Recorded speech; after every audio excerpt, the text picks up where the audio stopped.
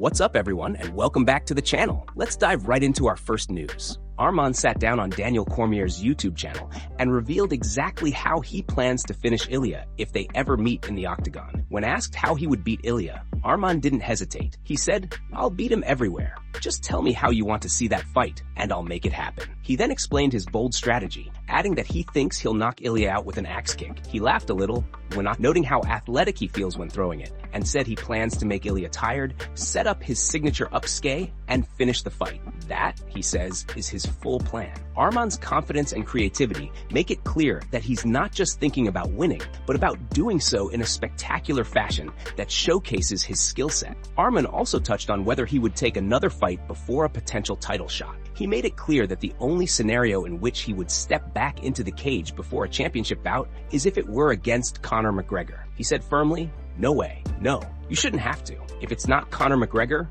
I wouldn't fight." When the discussion turned to McGregor, Arman mentioned Conor's recent return and his comments about going on a spiritual journey. He joked that Conor has never faced him and that the UFC has never allowed them to fight, calling it a nightmare for Conor. Arman's remarks highlight his intense focus on the lightweight division and his ambition to reach the top. He's not interested in taking unnecessary risks before a title shot, preferring to wait for high-profile opportunities that can define his career. And before we continue, make sure to leave a like on the video and subscribe to support the channel. Moving on to another news. Merab opened up about how his feelings toward Petr Yan have shifted leading into their UFC 323 rematch next month. He admitted that after their first fight, something unexpected happened. The tension, the bickering, and the animosity that existed between them slowly started to fade. When they first fought, there was real fire, real dislike, and Merab even said back then that he could lose to anyone, but he could not lose to Petr Yan. He joked that if there was one guy he lost to,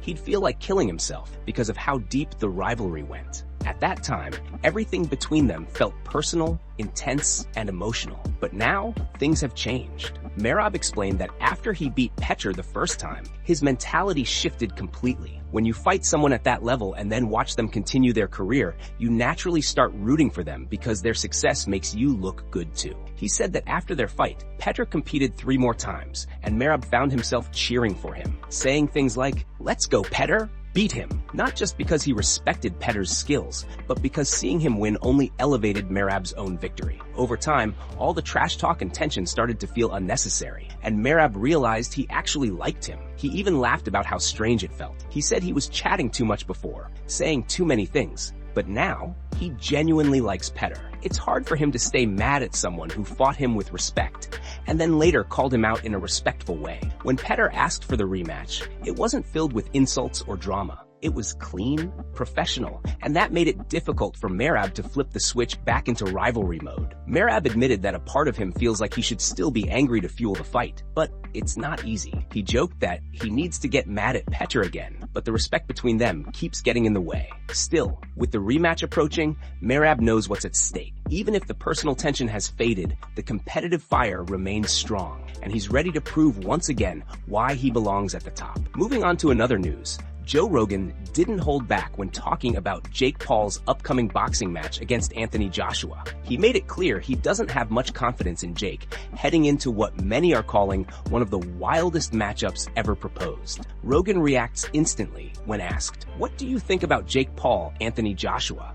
And after a brief pause, he simply says, "Boy," before diving into his thoughts. He explains that realistically, the entire situation is almost unbelievable. Jake just went through a boxing match with a 58-year-old Mike Tyson, a fight that looked more like a light sparring session than a high-level contest. And now, Jake is preparing to face one of the scariest knockout punchers in the entire heavyweight division. Rogan points out the massive gap in skill and danger by referencing Anthony Joshua's performance against Francis Ngannou, making it clear why Jake is stepping into something far beyond his level. He suggests watching that fight clip so people can understand what Joshua is capable of when he's in the ring with someone who isn't near his league. Rogan breaks down Joshua's history as well, highlighting that even though fighters like Usyk beat him twice, and Andy Ruiz dropped and stopped him in their first fight, those opponents are elite talents. Andy Ruiz showed incredible skill, and Usyk, according to Rogan, might be the greatest heavyweight boxer ever, possibly even one of the best across all weight classes. Rogan emphasizes that Anthony Joshua is dangerous, powerful,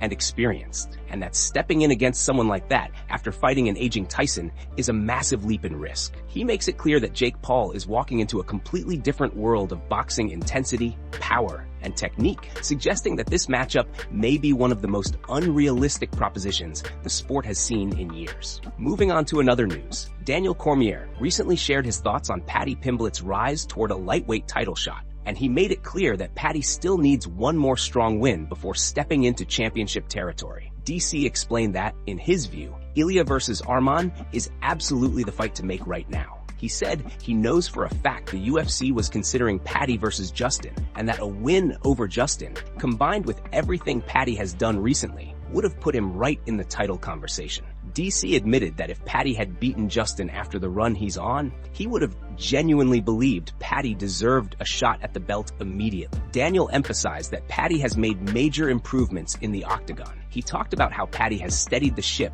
matured his skill set, and performed so well that fans are now looking at him differently. DC highlighted the way Paddy beat Chandler, saying we've never seen anything like that from him before. But as he made clear, Ilia is a different beast entirely. He called Ilia a savage, someone operating on another level at featherweight and lightweight, a fighter you simply cannot overlook. DC then pointed out that Arman is also a savage in his own right, and that's why he believes Ilia versus Arman is the fight the division needs. From their interactions alone, you can tell there's genuine tension between them. Ilia said he slapped him the other day, while Arman claimed it was just a touch to the face. And now Ilia is exaggerating. Daniel noted how moments like these make it incredibly easy to build a fight between them. There's real heat, real competitiveness, and a sense that when these two step into the cage, the matchup will be razor close. He added that the beauty of pairing fighters like Ilia and Arman is that they push each other to a level where nothing is guaranteed. You feel like Arman has a real chance to win,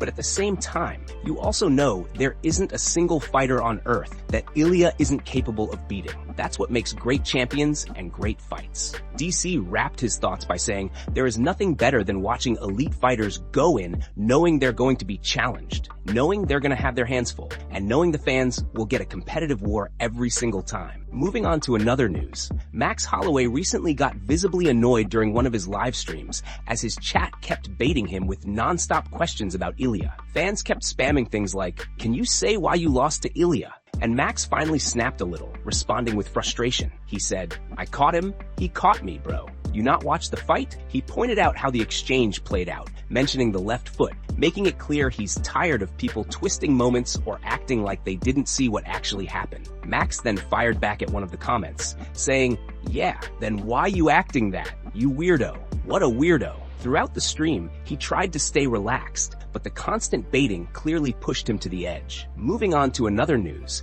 Jon Jones shared a thoughtful breakdown of where Belal Muhammad needs to focus if he wants to stay competitive against the elite welterweights in today's division. Jones made it clear that he respects Belal deeply, even describing him as a dear friend of the family, which can make giving criticism a little tougher. Still, he believes Belal is honest enough with himself to acknowledge that there's real work to be done.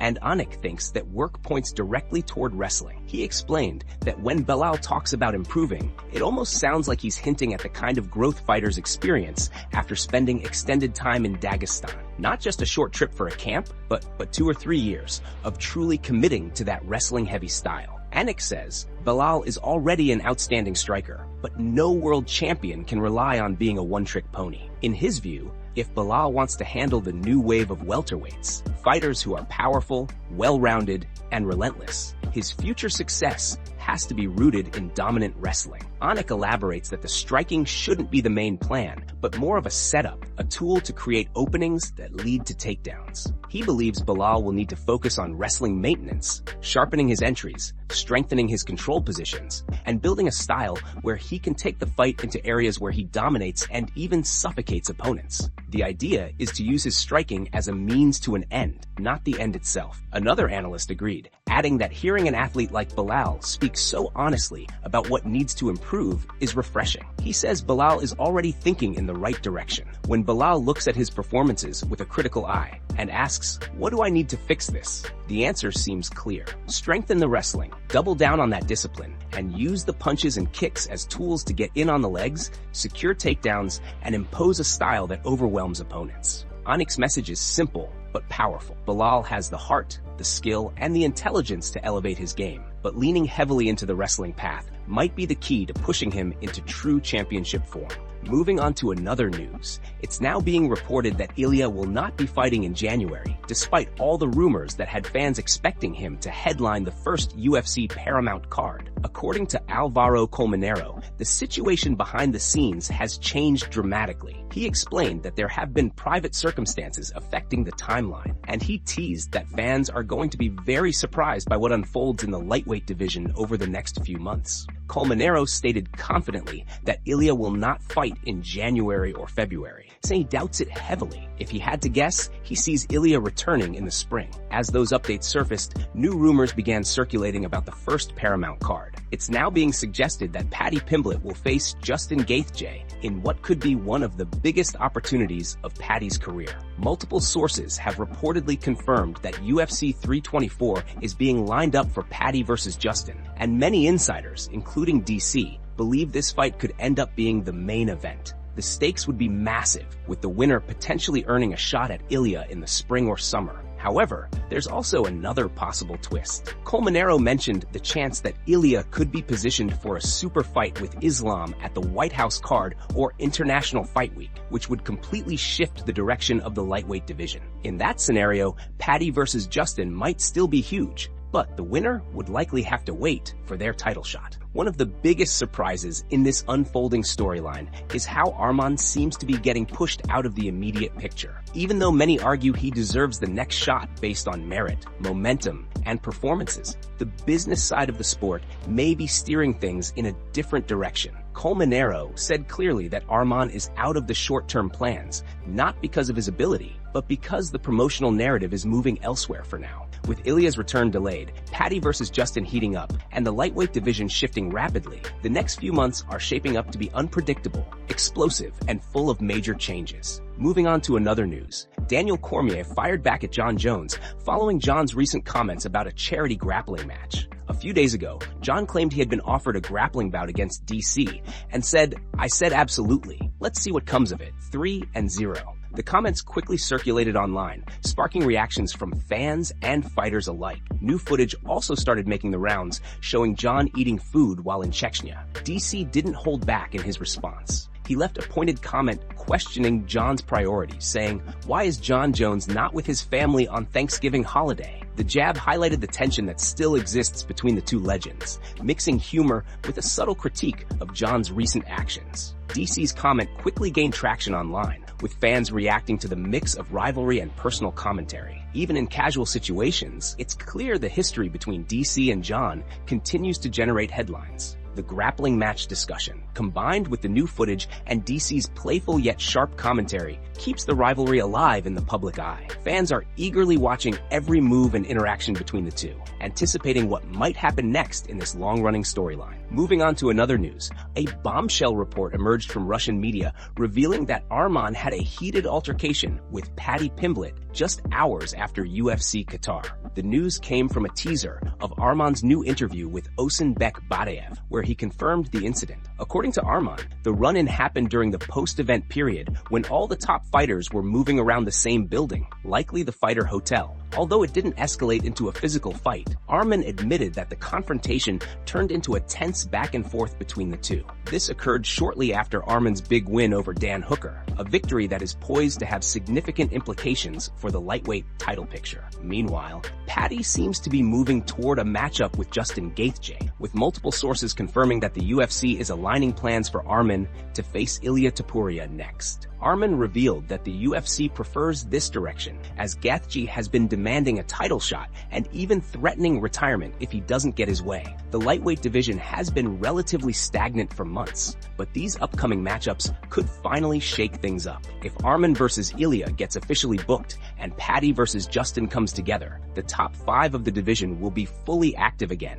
opening up opportunities and matchups that fans have been waiting for. Arman's comments in the interview highlighted his focus and confidence. He didn't shy away from the story, speaking candidly about the altercation with Paddy while emphasizing that it never became a fight. He made it clear that the encounter was intense and that emotions were high, but his attention remains firmly on the competition and climbing toward a title shot. The timing, just hours after his win over Dan Hooker, underscores how quickly tensions can flare in the fighter environment. With these high-profile matchups and the division finally moving again, Arman's next steps could play a pivotal role in shaping the lightweight landscape for the months ahead. Moving on to another news, Arman went off on Ilia once again in a fiery new interview, calling him a complete fake. Arman didn't hold back, claiming that the confident, flashy persona Ilia portrays on social media is nothing like the man he is in real life. According to Arman, Ilia carefully crafts a public image, but behind the scenes, he behaves completely differently. Arman even took aim at Ilia's private jet photos, saying that Ilia doesn't actually own the jets he posts about. Instead, he rents them,